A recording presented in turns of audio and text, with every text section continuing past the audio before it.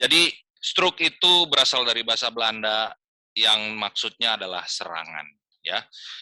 Kondisi yang terjadi akibat pasokan darah ke otak terganggu. Pasokan darah ini kita bagi menjadi dua, ya, kita bagi menjadi dua. Ada yang karena tersumbat, terjadi penyumbatan, jadi pembuluh darah yang membawa oksigen dan yang diperlukan oleh tubuh itu tersumbat. Sehingga sebagian dari otak itu tidak mendapatkan flow oksigen sari-sari makanan, baik glukosa dan lain-lainnya. Atau satu lagi jenisnya adalah pembuluh darah yang menuju ke otak itu, salah satu bagian dari otak pecah, sehingga flow-nya tidak lancar. Ini yang saya selalu bicarakan ketika kita diskusi.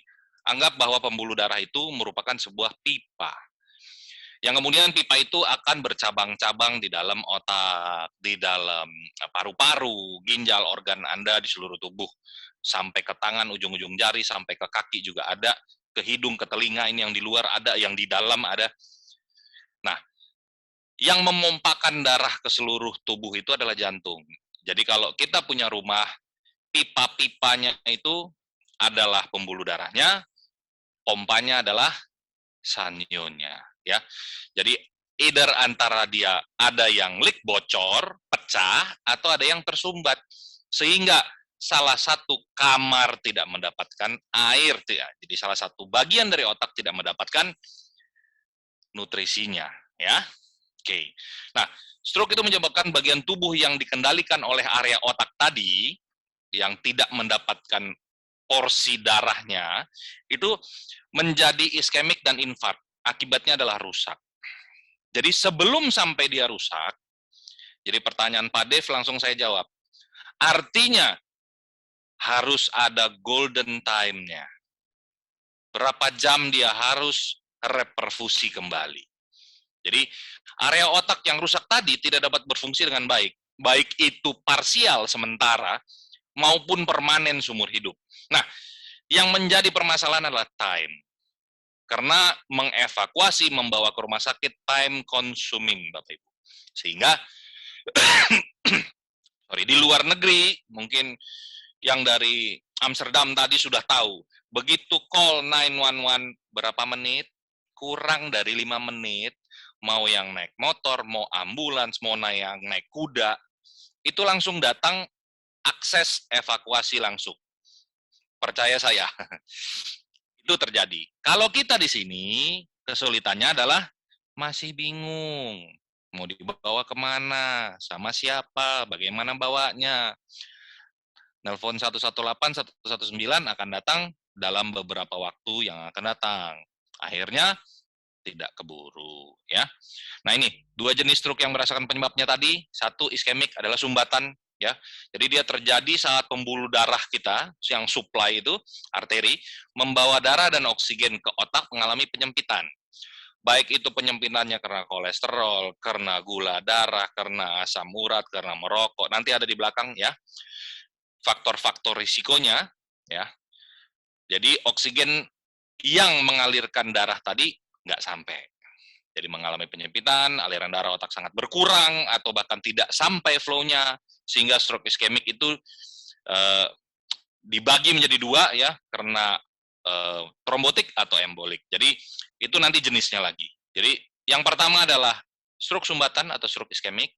Yang kedua adalah stroke hemoragik atau stroke yang pecah pembuluh darahnya. Jadi gampang ya, stroke kalau kita bicara ada dua macam.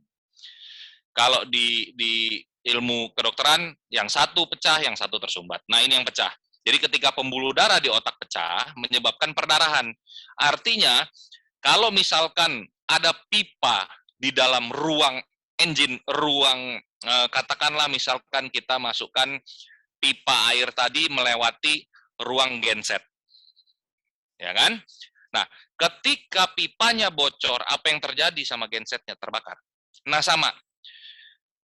Di dalam otak ada darah, betul. Tapi posisi darah tadi di dalam pipanya, di dalam pembuluh darah. Kalau pembuluh darahnya pecah, darah itu tidak semestinya bergabung dengan sel-sel otak. Sehingga kalau misalnya dia terpapar dengan darah, otaknya menjadi bengkak. swelling besar. Apa masalahnya? Kenapa jadi masalah kalau dia bengkak besar? Karena otak kita tidak punya lubang dan jendela, Bapak Ibu. Semua tertutup tulang kecuali batang otak, Bapak Ibu. Satu lubang saja. Nah, di situ lewat saraf-saraf yang berguna untuk mengatur pernafasan. Kalau 1-2 mili bergeser gara-gara tadi si darah dorong, selesai pernafasannya. Paham ya? Bukan menakut-nakuti, tapi kondisi kenyataannya seperti ini. Oke? Oke. Beberapa faktor yang meningkatkan resiko terjadinya stroke. Ada faktor kesehatan. Contohnya adalah hipertensi. Di dalam otak ada pembuluh darah. Flow-nya sudah tertentu. Kalau tekanan darah kita, tensi kita tinggi sekali, maka pembuluh darah tadi pasti punya resiko akan pecah sewaktu-waktu. Apalagi dengan bertambahnya usia, elastisitas dinding pembuluh darah tidak sebagus ketika kita masih muda. Yang tadinya bisa kembang kempis dengan baik, begitu bertambahnya usia, dia menjadi lebih rapuh. Jadi kehilangan elastisitas kembang kempisnya. Itu satu. Yang kedua, diabetes. Seperti kita ketahui, diabetes itu flow darah itu menjadi lebih lambat. Kenapa? Karena pekat dengan gula yang tinggi. Makanya dikatakan salah satu permasalahan diabetes adalah gangguan flow oksigenasi di pembuluh darah.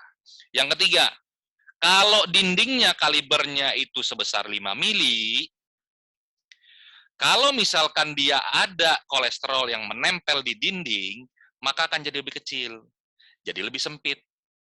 Nah, dengan dia lebih sempit, maka pompa harus lebih kuat lagi mendorong supaya memastikan oksigen dan nutrisi otak sampai. Tapi punya efek samping, pecah. Atau ketika dia total oklusi gara-gara kolesterol plaknya itu lepas, maka dia akan menutup pembuluh darah sewaktu-waktu. Ketika teroklusi tertutup dengan sempurna, maka yang di distal, di belakang dari sumbatan yang tidak mendapatkan flow. Ya, obesitas juga sama. Dengan terbukti adanya obesitas, maka kita kelebihan energi nutrisi di dalam tubuh. Sehingga yang jadi permasalahan adalah muncul kerentanan terhadap terjadinya stroke. Ya. Kemudian penyakit jantung, seperti kita ketahui, kalau jantung pompa sanyo itu tidak bermasalah, maka flow akan baik-baik saja.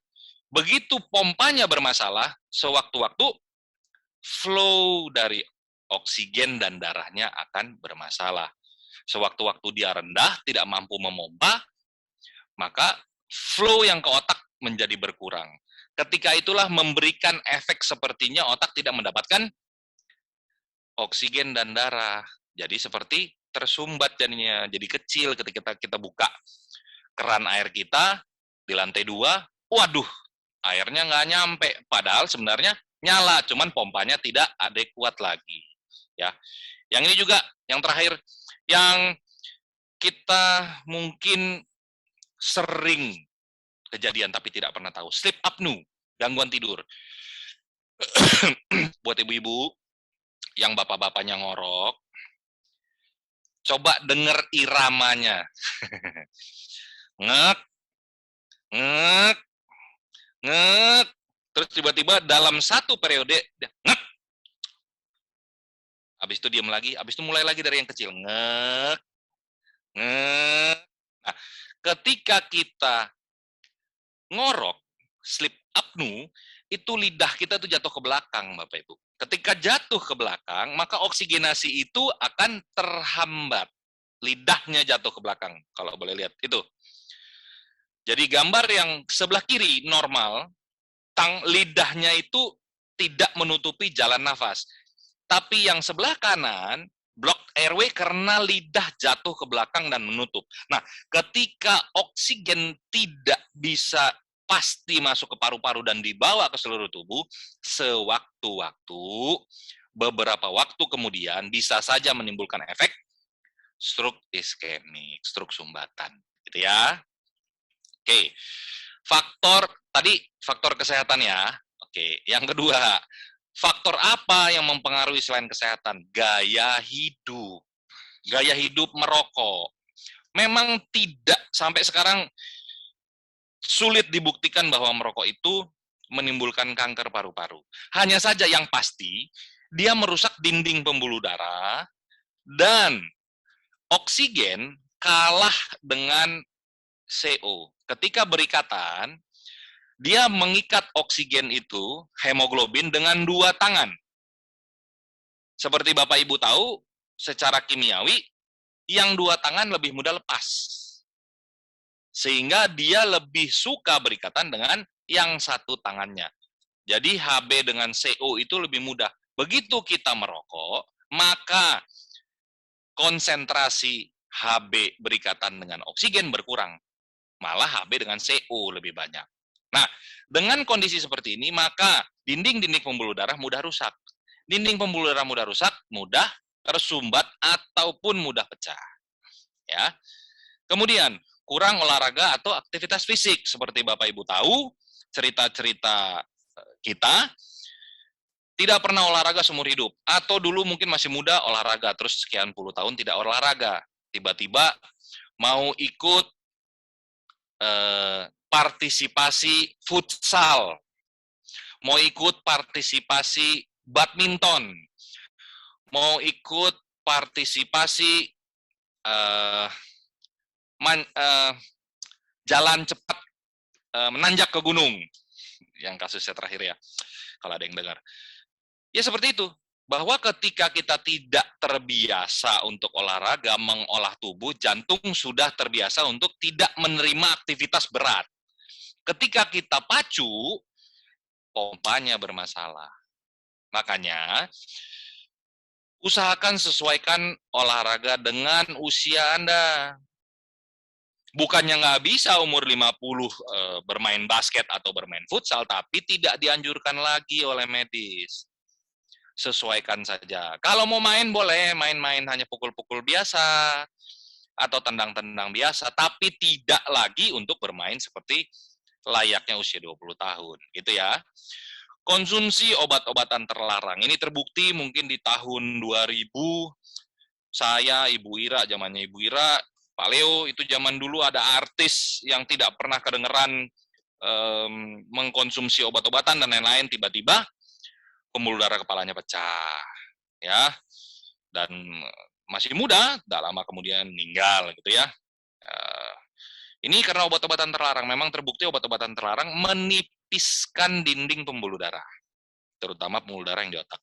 Begitu juga saudaranya sebelah kanan nih, kecanduan alkohol. Ini dari penelitian, memang terbukti rata-rata yang minum alkohol lebih mudah terjadi stroke perdarahan, pecah pembuluh darah. Kalau ini pastikan ini makanan saya setiap hari yang seperti ini nih, rata-rata pasti ada. Ya, kemudian faktor yang lanjutannya, faktor lain, faktor keturunan. Kalau memang Bapak Ibu di keturunan memang sudah ada, pastikan Bapak Ibu harus menjaga kesehatan. Karena it's in your blood gitu. Kondisi faktor keturunan, stroke, ya. Kemudian yang tidak bisa kita hindari juga usia. Siapa di sini yang muda terus? Nggak ada. Pada waktunya nanti kita akan sampai ke kondisi di mana dinding pembuluh darah kita yang tidak lagi elastis. Nah, yang kita mau, kalau dinding pembuluh darah kita sudah tidak elastis, dinding pembuluh darah kita tidak pecah, kita tidak stroke. Nah, yang tadi faktor kesehatan, gaya hidup itu penting untuk dikontrol, ya. Terus gejala saat mengalami stroke, salah satu sisi wajah akan terlihat menurun. Ya, ini salah satu yang mudah sekali begitu diajak bicara terlihat mencong kanan atau kiri. Itu seven nerve-nya kena, ya, cranial nerve. Jadi saraf 7 dari 12 saraf kranial di otak itu kena, terutama yang saraf mengatur wajah, saraf 7 yang paling mudah. Biasanya 7, kemudian bisa kena juga ke 9, bisa kena juga ke 12. Nah, ini yang terlihat adalah yang miring 7, Bapak Ibu. Jadi 7, kemudian diajak bicara, kalau dia sadar, diajak bicara biasanya lidahnya nggak baik, pita suaranya kurang baik, dan kemudian suaranya seperti pelo. Ya. Nih, ucapan tidak jelas, atau tidak mampu berbicara sama sekali. Kalau pusat dari struknya itu mengenai bagian dari motorik saraf untuk berbicara, otomatis tidak pernah bicara dia jadinya. Karena ada masalah di situ ya, baik itu sumbatan maupun perdarahan. Kalau misalkan yang kena adalah area asosiasi untuk berbicara, sensoriknya yang berbicara, untuk mengatur bicara, kita bertanya, jawabnya berbeda. Ada yang seperti itu. Itu afasia sensorik namanya. Ya. Kemudian kalau kena ke pusat dari mual atau muntah, itu menginduksi mual muntah. Atau dengan meningkatnya tekanan di dalam otak, maka akan mempermudah kita merasakan muntah. Itu tiba-tiba merasa sakit kepala berat, ya bukan sakit kepala air bulan ya, bedakan. Sakit kepala tiba-tiba tanpa sebab yang jelas.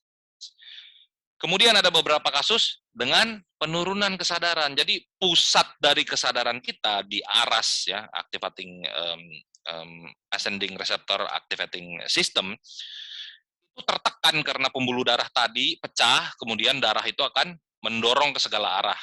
Nah, ketika pusat dari kesadaran kita itu tertekan, maka kesadaran kita akan turun automatically ya. Sulit menelan pasti, biasanya ada gangguan dalam berbicara, gangguan menelan, kemudian mences ya.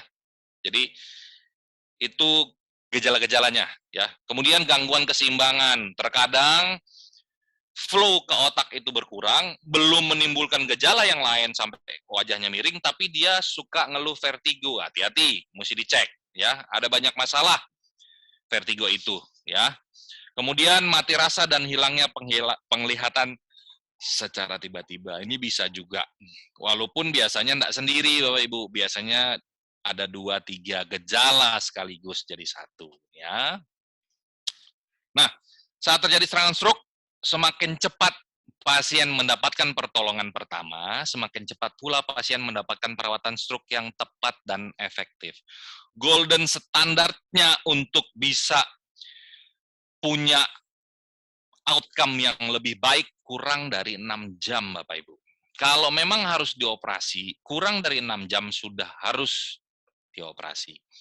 Kalau dia sumbatan kurang dari 6 jam sudah harus dapat pengencer darah atau bahkan mungkin diberikan agent untuk rekombinan tisu plasminogen activator ya untuk RTPA. Nah, itu biasanya kurang dari 3 jam sudah sampai, sudah terdiagnosis dan bisa diberikan. Semakin lama prognosisnya, outcome-nya semakin buruk. Dan seperti kita ketahui ya, Pak Dev, begitu sel otak rusak, sampai detik ini tidak pernah ada sel otak yang bisa kembali. Ya, beda dengan sel kulit, beda dengan sel liver, beda dengan sel paru. Sel liver itu 60% rusak, masih mungkin kembali normal. Sel otak terbentur saja, 5 juta sel otak rusak. Terbentur gitu ya, jatuh dari motor, itu 5 juta begitu terbentur. Kalikan saja udah berapa kali terbentur selama hidup. Ya. Jadi sel otak itu masih sampai detik ini tidak mampu regenerasi. Sehingga termasuk sel yang mahal gitu ya, yang sulit untuk regenerasi, tidak sesuai, tidak sama. Mungkin referensi, mungkin kalau ada yang mau baca, sel-sel otak itu sel astrosit atau sel glial, boleh baca ya. Kalau sel-sel yang lain, sel liver, sel hepatosit ya, dan lain-lain. Coba dibaca bagaimana mereka bisa regenerasi atau tidak ya. Berikut penanganan yang penting dilakukan saat awal terserang stroke. Jangan panik, itu yang pertama ya. Jangan panik. Jadi perhatikan kondisi pasien yang keluarga atau siapapun yang sementara mendapatkan serangan ini. Posisikan seseorang itu tidur berbaring datar di lantai. Jangan ditaruh di kursi, di sofa, atau dikasih minum teh manis. Jangan, ya. Saya ingatkan, perhatikan kondisi pengidap stroke. Serangan stroke dapat menyebabkan seorang kehilangan keseimbangan, atau makan pingsan, tidak sadarkan diri. Jatuh dia. Jadi langkah pertolongan pertama, memastikan penderita berada dalam kondisi sadar atau tidak. Kalau dalam kondisi sadar, tetap dibaringkan atau di posisi duduk. Kalau dia tidak sadar, langsung baringkan.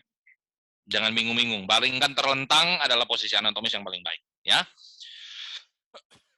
Kalau kondisinya sadar, posisi yang nyaman. Ya, perlahan-lahan, nggak usah langsung diangkat, gitu ya. Kayak malam pertama dilempar, nggak usah. Posisikan dengan baik.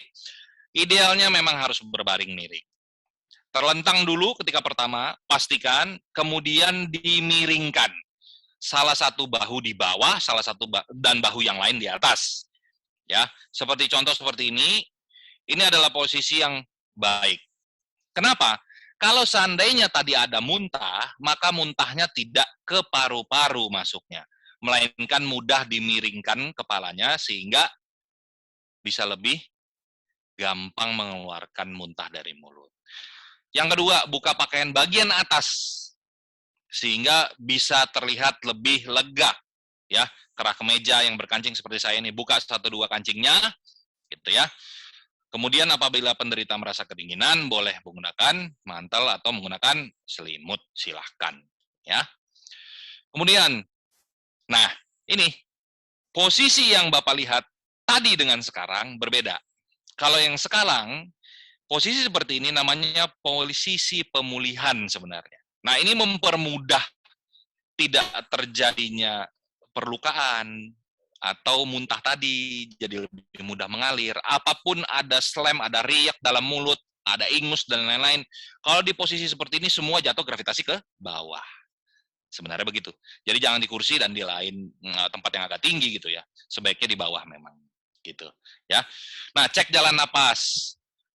Jangan-jangan pada waktu serangan, beliau sedang makan bakso, sedang makan nasi, sedang minum, dan lain-lain. Takutnya itu yang hambat jalan napas di atas. Pastikan tidak ada isi. Dan jangan lupa, kadang-kadang seringnya terjadi pada orang-orang yang sudah senior. Sehingga terkadang menggunakan gigi palsu dan lain-lain. Nah, itu terkadang kita nggak sadar lepas menghambat jalan nafas. Kalau boleh, bisa diambil, tapi jangan dipaksa. Lihat, kalau masih ada refleks untuk menggigit, Bapak Ibu harus hati-hati. Maksudnya mengambil gigi palsu, jari hilang. Karena orang yang serangan stroke mungkin turun kesadaran dan dia nggak sadar. Refleks menggigit tuh ada. Ya, jadi hati-hati. Kemudian tidak memberi makanan ataupun minuman apapun, Bapak Ibu, jangan dulu. Karena kita nggak tahu refleksnya. Refleks ngenelan, refleks batuk. Itu ada, refleks bersin, ada atau tidak. Kalau turun kesadarannya, tidak ada, ketika kita keselak gitu ya, masuknya kan itu ada bubble atau sebagian dari air yang kita minum masuknya ke percabangan paru bagian atas. Jadi dari trakea. Nah, ketika masuk refleksnya adalah batuk. Orang yang tidak sadar tidak ada refleksnya, makanya jangan diberikan makanan maupun minuman apapun ya. Biasanya kan suka kita kasih air putih kah atau teh manis gitu. Iya biar ada tenaga, biar ada tenaga. Jangan dulu, sabar, tenang ya.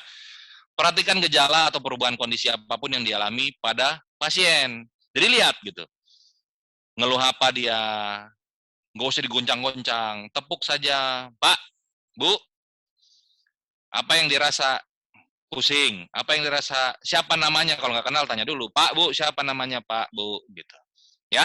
Jadi dari kita bertanya seperti itu namanya, bukan pengen tahu, kepo, pengen tahu namanya, enggak. Sekaligus tahu namanya, sekaligus kita ngecek dia sadar apa enggak, gitu. Karena itu termasuk informasi yang penting. Kalau dia sadar, bisa kita bilang, tenang ya, tenang. Kalau dia tidak sadar, itu baru, gitu ya. Makanya kita perlu sapa dulu, tanya. Kita nilai, sadar atau tidak, ya. Karena itu nanti penting, petugas medis yang akan evakuasi juga akan bertanya, ini gimana tadi, siapa yang nemuin? Ternyata dia jatuhnya di pasar, gitu ya, serangan stroke-nya. Ya, siapa yang nolong ya harus bisa menjelaskan ke petugas medis yang menjemput, ya. Kalau pengidap stroke tadi, pasien tadi tidak sadarkan diri, ya, nah, baringkan seperti posisi anatomi seperti yang Bapak Ibu lihat seperti sekarang, ya. Periksa jalan napas, raba lehernya, ya, detak jantungnya dengan cara mengangkat dagu, kemudian tempel di leher. Bapak Ibu bisa pegang lehernya semua masing-masing. Saya yakin yang berdenyut itu adalah arteri karotis, ya. Miringkan sedikit kepala pengidap ke belakang maupun menempatkan pipi Anda dekat dengan area mulut. Maksudnya untuk melihat bernapas atau tidak. Jadi kalau kita tempelkan telinga kita ke arah mulut pasien, maka akan terdengar suara napas. Berikut ketika kita menempelkan ke mulut, kita melihat ke arah dada. Apakah dadanya ngembang? Namanya orang hidup, napas harus naik turun paru-parunya gitu ya. Nggak usah ditempelin di paru kuping kita, enggak, di mulut. Tapi sembari melihat ke arah dada gitu ya. Supaya tahu ini masih bernapas atau tidak gitu ya. Nah, kalau tidak ada suara napas dan detak jantung, nggak kerasa, nggak teraba, maka memanggil bantuan darurat. Sebenarnya apapun itu panggil bantuan darurat. Ya, tim medis akan datang untuk melakukan CPR. Mungkin di luar negeri atau di perusahaan yang internasional biasanya dalam 1 tahun atau 2 tahun sekali ada pelatihan first aid atau basic life support untuk seluruh pegawai. Akan diulang itu refreshing setiap tahun atau setiap 2 tahun sekali gitu ya. Ini penting karena kalau di Indonesia kita gelap. Bahkan mungkin ada sinetron yang ibunya lagi koma, suami dan anaknya TikTok biar anaknya bangun gitu, ibunya istrinya bangun gitu ya. Nah itu jangan diikutin ya. Jadi keterampilan basic untuk memberikan bantuan hidup dasar cardiopulmonary resuscitation ini perlu, dan semua biasanya harusnya tahu mulai dari tingkat sekolah dan lain-lain. Ini di luar sudah resmi, di kita masih sulit ya. Nah, ini yang penting adalah penderita stroke biasanya punya gejala fast. Face dropping, ya, seperti tadi, miring. Salah satu tangannya mengalami kelemahan atau kakinya. Jadi kita biasanya bilang ekstremitas atas atau ekstremitas bawah mengalami kelumpuhan atau kelemahan. Kemudian ada slur speech, kesulitan bicara, pelo tadi. Nah, kalau ada F, ada A, ada S. Harus ada T. Telepon, cari bantuan ya. Jadi orang yang kehilangan kesadaran sampai jatuh memang belum tentu dia terserang stroke. Banyak masalahnya, mungkin tersandung, mungkin saja sinkop, unknown origin or sinkop, banyak gitu ya. Bisa saja gula darah drop, banyak. Hanya saja untuk memastikan apakah seseorang terserang stroke atau bukan, yang tadi fast dan kalau saya dan segera memanggil bantuan apapun itu. Karena kita nggak tahu apa yang sedang kita hadapi. Kita perlu tensimeter, kita perlu periksa gula darah, nggak mungkin dilakukan belakangan gitu loh. Jadi kalau bisa cepat. Oke? Menghubungi nomor layanan darurat atau ambulans ya, 119 dan lain-lain, rumah sakit terdekat atau klinik ya. Membawa pengidap stroke langsung ke rumah sakit. Ini memang sangat dianjurkan ya. Jadi pertolongan pertama posisinya posisi terlentang, masukkan ke dalam mobil, bawa. Cuman hati-hati, makanya tadi pelatihan first aid atau bantuan hidup dasar tadi penting untuk dalam rangka menolong. Terkadang kita mau menolong malah lebih mencederai, mencelakakan ya. First, do no harm. Intinya di situ ya. Jadi selama 4,5 jam merupakan periode emas. Sebenarnya periode emasnya 6 jam. 4,5 jam itu memang sudah harus terdiagnosis dan harus sudah sampai ke meja saya untuk dilakukan operasi kalau perlu operasi. Karena kalau 6 jam mundur lagi lebih panjang lagi. Jadi biasanya sekitar 3-4 jam memang sudah harus jelas clear mau diapain pasiennya. Gitu ya. Mungkin dengan menilai macet dan lain-lain lewat di jamnya ya. Kalau lewat berarti artinya Bapak Ibu harus tahu outcome-nya semakin berkurang. Seandainya lebih cepat outcome-nya 100%, dengan bertambahnya waktu, outcome-nya akan turun. Mungkin di 80, mungkin di 70, gitu ya. Untuk mengurangi risiko kematian dan kecacatan, tuh, kan, permanen pada pengidap stroke. Karena ini masalahnya menjadi masalah keluarga. Nggak mungkin kita akan biarkan, kita sudah tahu terserang stroke, tidak bisa mandi sendiri, tidak bisa makan minum sendiri, harus membutuhkan pengasuh, kita sebagai keluarga harus bantu ngerumatin di rumah. Kalau kita ikut bekerja harus ada yang gantian. Kalau kita semuanya nggak ada yang bisa, harus panggil yang helper, penolong, apakah suster dan lain-lain. Itu menjadi masalah. Percaya saya, ya. Nah, periode mulai dari serangan pertama hingga mendapatkan penanganan yang tepat itu penting sekali. Beberapa cara mencegah penyakit stroke: pola makan sehat dan gizi seimbang. Bukan 4 sehat 5 sempurna lagi ya, saya ingatkan lagi, pola makan sehat. Jadi pola makan sehat, saya dengan paleo cocok? Enggak, belum tentu. Makanya medical check up. Jangan-jangan saya kelebihan kolesterol, jangan-jangan paleo kurang kolesterolnya, ya. Jadi nggak sama. Kurangi makanan asin dan berlemak ya, karena terlalu asin dan terlalu berlemak berisiko, ya. Rutin berolahraga sesuai dengan usia. Berhenti merokok dan batasi minum alkohol. Kalau perlu, enggak perlu diminum, gitu ya. Bisa ada yang mungkin di sini mengkonsumsi alkohol, misalkan wine, red wine, 1 sloki malam sebelum tidur, 1 sloki. Lebih dari 1 sloki salah. Apalagi setengah botol, apalagi 2 botol, ya. Oke, rutin cek kesehatan, ini yang saya minta berkali-kali. Bapak Ibu, hargai kesehatan Bapak Ibu, selalu jaga dengan rutin cek kesehatan. Ini penting biar kita tahu apa kira-kira faktor-faktor risiko stroke yang masih mungkin bisa kita perbaiki, bisa kita kurangi supaya risikonya jadi lebih kecil dari cek kesehatan, ya. Nah, dari cek kesehatan ini bisa kita lihat kadar gula darahnya, kolesterolnya, tekanan darah, dan lain-lain faktor risikonya. Kemudian juga mengelola stres. Ini penting. Jadi manajemen stres ini mungkin nanti dari paleo, dari LWG biasanya ada kita bagaimana caranya relaksasi dan stress management, ya. Yang jelas stres juga mengganggu, ya. Konsumsi asupan yang mengandung antiinflamasi. Nah, ya, kenapa antiinflamasi? Ternyata faktor risiko stroke juga terjadi karena proses peradangan. Tadi itu ketika terjadinya sumbatan, maka sel-sel tadi akan bengkak, bengkak meradang. Ketika tadi sel-sel otak teriritasi dengan darah yang pecah dari pembuluh darah, otaknya akan bengkak, terdorong. Kondisinya peradangan. Terus ketika sel-sel otak mau memperbaiki dirinya, ya, dalam kondisi setengah mati, banyak free radikal juga yang mengganggu dan malah menggagalkan proses untuk pemulihan. Nah, itu yang berbahaya, ya. Oke. Nah, salah satu asupan yang mengandung sifat antiinflamasi yaitu air dan inhalasi hidrogen. Bapak Ibu yang baru pertama ikut atau yang masih bingung, ya. Jadi air sengaja diikatkan dengan molekul-molekul hidrogen, itu bisa dengan cara diminum dan atau diinhalasi dihirup, itu memberikan efek anti peradangan. Jurnalnya sudah ribuan, ya.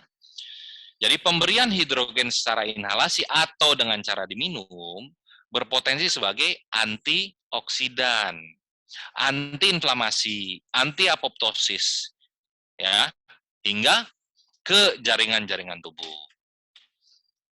Agak lama sedikit ya, maaf ya. Apa itu air hidrogen? Air hidrogen adalah air yang dengan sengaja diikatkan dengan gas hidrogen terlarut. Ya, warnanya seperti di gelas, nggak berwarna, tidak ada wujudnya, tidak berbau, jadi kita nggak tahu, tapi bisa diukur. Ini bukan piara jenglot yang nggak bisa diukur gitu ya, atau piara tuyul, bukan. Ini jelas-jelas bisa diukur, nanti dari slide paleo ada, ya. Nah, efek baiknya tadi, antioksidan tinggi, antiinflamasi tinggi. Kalau saya berikan paracetamol sebagai non-steroidal anti-inflammation, 1 hari itu 4 gram, artinya 8 tablet maksimal, dosis cure. Lebih dari 8 tablet, dosis bunuh diri, dosis toksik kita bilang dalam medis, ya. Sehingga ada batasannya kalau paracetamol. Atau misalkan Bapak Ibu minum tablet-tablet yang lain untuk antioksidan, ada maksimalnya? Ada. Kalau hidrogen, enggak ada. Asal jangan Bapak Ibu kokop botolnya, itu aja. Ya, keunggulan air hidrogen memiliki sifat antioksidan, antiinflamasi. Ini sudah Molecular Hydrogen Institute bertahun-tahun meneliti. Monggo, yang masih ragu, yang masih bingung, ya jangan percaya saya musyrik nanti katanya kan. Silahkan akses Molecular Hydrogen Institute (MHI). Di situ banyak sekali jurnal Bapak Ibu bisa baca, ya. Terus manfaatnya apa untuk membantu penanganan penyakit stroke? Untuk kasus hiperakut pada saat serangan jangan diberikan, ya. Kita tidak memberikan makanan dan minuman. Tapi ketika dalam pemulihan mengatur aktivitas antiinflamasi dan antioksidan serta meningkatkan sistem kekebalan tubuh karena mengoptimalkan kerja sel-sel tubuh, menghindari kematian sel yang seperti ini tadi. Jadi ada pembuluh darah yang tersumbat atau pembuluh darah yang pecah, sel-sel otaknya kan normal. Kemudian dia setengah mati nih, mau mati. Nah, ketika dia mau mati dengan dapat hidrogen, maka selnya kembali sehat. Bukan sel kanker yang kita berikan hidrogen, yang harusnya kena kemo mati, jadi hidup lagi. Bukan. Bukan di situ ya, jangan salah arti. Ini khusus untuk sel-sel yang seperti ini kondisinya. Karena nanti secara struktur kimiawinya akan berbeda lagi. Ada masalah-masalah tumor necrotic factor-nya dan lain-lain ya, TNF alpha dan lain-lain. Memiliki potensi untuk mengobati, itu di jurnal 2020 tuh ya. Jadi air hidrogen memiliki antioksidan dan meningkatkan aktivitas antioksidan dalam tubuh sehingga dapat dengan cepat mengurangi respon proses-proses peradangan dalam tubuh ya. Nih, air hidrogen mengurangi cedera jaringan terkait stres oksidatif ya. Jadi dengan adanya radikal bebas itu merupakan sebuah untayan ion yang kekurangan elektron sehingga dia mudah merusak. Ketika diberikan antioksidan, antioksidan inilah sebuah molekul yang kelebihan elektron. Dia kasih nih si jomblo, nih, yang tadinya efek merusak dari radikal bebas, terikat dengan elektron baru, maka lebih stabil dan tidak merusak. Gitu ya. Maka dia bisa dikeluarkan dari tubuh melalui yang sifatnya lewat udara ada, yang dari pernapasan, yang sifatnya dari kelenjar keringat bisa, yang lewat urin bisa, lewat feses bisa, ya. Nah ini, ya, jadi gas hidrogen itu menghasilkan efek pengobatan pada pengidap stroke iskemik dengan mengurangi radikal bebas dari efek antioksidannya. Dan juga ketika area-area yang tadinya kekurangan oksigen dan flow darah, ketika kita kombinasikan dengan terapi-terapi pengencer darah, memastikan flow darah itu kembali lagi, kemudian kita berikan hidrogen-hidrogennya masuk ke dalam sel-sel otak, yang umbra, yang bagian sel mati udah nggak mungkin. Tapi yang penumbra, sel-sel yang setengah mati, itu dapat kembali kerja optimal, bukan maksimal, optimal. Setidaknya kita tidak loss terhadap area otak yang sudah berpotensi untuk mati dan rusak. Ya. Oke. Nah, pemberian hidrogen secara signifikan membantu mengurangi bengkak otak, tuh, ya, pembengkakan otak tadi yang saya sudah cerita. Dan defisit neurologis itu yang tadi wajahnya miring, tangan kakinya nggak bisa gerak, kita suka bilang hemiparesis, hemi setengah, paresis atau hemiplegi di ekstremitas atas dan bawah gitu ya. Pada stroke perdarahan tuh. Jurnalnya ada, Medical Gas Research, bahkan 2012 sudah dilaporkan di jurnal. Kita masih baru tanya di 2021, hitung aja berapa lama ketinggalannya ya. Terus cara kerja hidrogen pada tubuh, ya, air dan inhalasi, ya, masuk ke dalam tubuh, yang diminum itu melewati saluran pencernaan Bapak Ibu. Jadi nanti masuk ke dalam lambung, kemudian dari lambung sebagian besar cairan itu akan diserap, masuk duodenum, yeyenum, usus halus, ya, kemudian usus besar. Di usus besar banyaklah penyerapan air sisa supaya diambil. Nanti dari air itu akan dialirkan dari usus ke pembuluh darah lagi. Dari pembuluh darah akan dipompakan di flow ke seluruh organ Bapak Ibu dalam tubuh. Kalau dengan cara inhalasi, aksesnya adalah masuk melewati trakea, mulut, hidung gitu ya, masuk laring, faring, nasofaring, turun ke trakea nanti karina, kanan kiri ada bronkus kanan dan kiri, nanti masuk ke alveoli itu pertukaran gas yang dulu kita tahu pertukaran gas, CO akan dibuang, oksigen akan di uptake kembali. Nah, di situ hidrogen juga akan diikat, akan diambil, kemudian masuk ke dalam spesifik nih, masuk ke dalam arteri pulmonalis. Arteri pulmonalis salah satu vena pulmonalis. Vena pulmonalis itu merupakan salah satu vena yang kaya akan oksigen. Dari paru akan dialirkan ke dalam jantung. Dari jantung dia akan pompakan ke seluruh tubuh lewat aorta, ya.